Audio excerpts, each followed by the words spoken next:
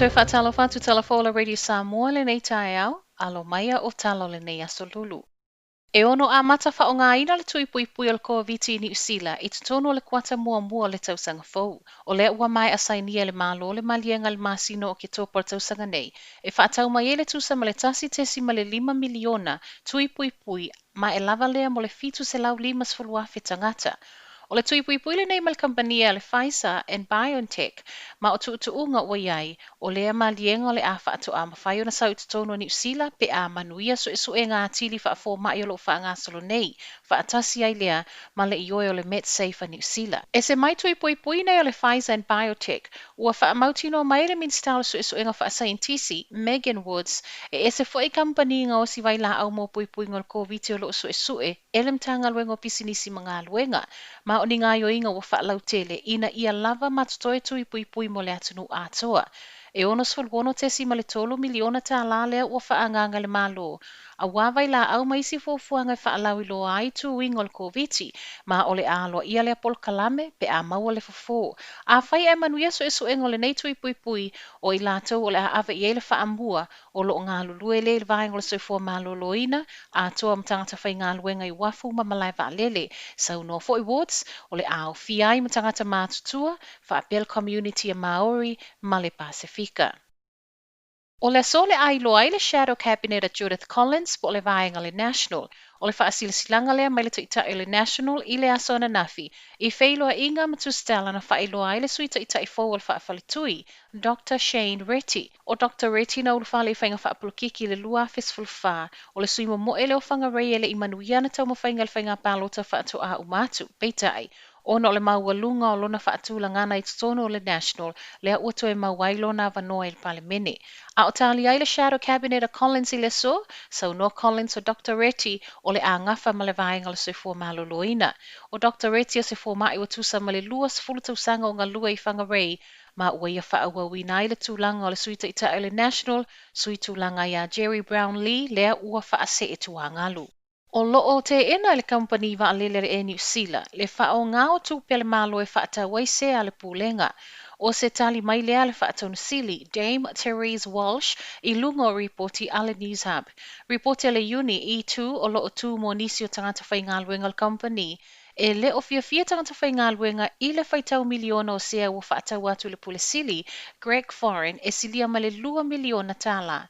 Whaatasi ai maisi sui o le pūlenga e tu ono.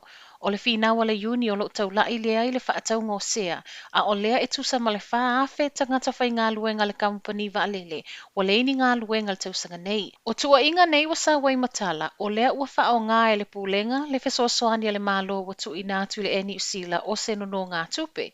Pe tai wha manino le whaatonu sili a Welsh, e le o whao ngā ina tupe le malo e whaatau wai sea nei wa tā ua. Ma o sea wa whaailoa i lunga o le New Zealand Stock Exchange, e whaatu a matua matutongi atu le pūlenga le tausanga i lua fe luas fultolu, pe a au sia fuafuanga whaata atitia ua tu inatu le pūlenga.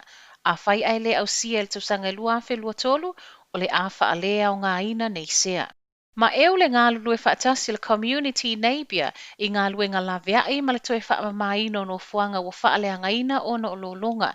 O lo tu mau pia le polo ingo whaalavlai whaafuasei, ma i reporti o le po ana nei o lo fofua e tatawana o maiti munga mamafa.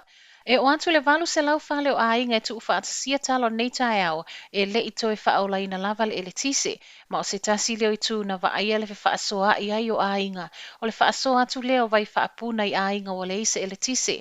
Ai mo i lantou o le ai lava ni whale a ngā i ai e o mai le tae au lo o whaamautu uma le tusa ma le tolu se fulu i Kennedy Park po se tasi leo Welfare Centre. E se mai le tu whaatasi le whaamai no neipia ma le whaasoa i tau mafa, ta ua mai reporti le ave o le whaata ua le vaingo tangata mātutua ma whana witi. E le o mauti noa se aso e si ti ai tapu le poloa inga, ua taita i ai nei neipia. Ma tala mulimuli o le nei tae au, ua poloa i ai le loia sili al malo tele o Amerika, William Barr, e su e le tu la fono tu ua inga, e le isa o na whaiele whainga pālota le malo tele. O lea ua savalia le whāoaso talo na sau itua whai numero o pālota ua mai a whaitau o loo silia ai le sui o le Democrat Joe Biden i a Donald Trump, ma e leo talia lava e Trump lea whaiunga. I se pepo whaamtalanga o le whaatanunga le loia sili, o so e suenga o le a whaatino ina i stete ta itasi, o le a whaamausalia i pē whaamau niatu ua inga le ali i perestene o loo i le whale pae i le taiminei.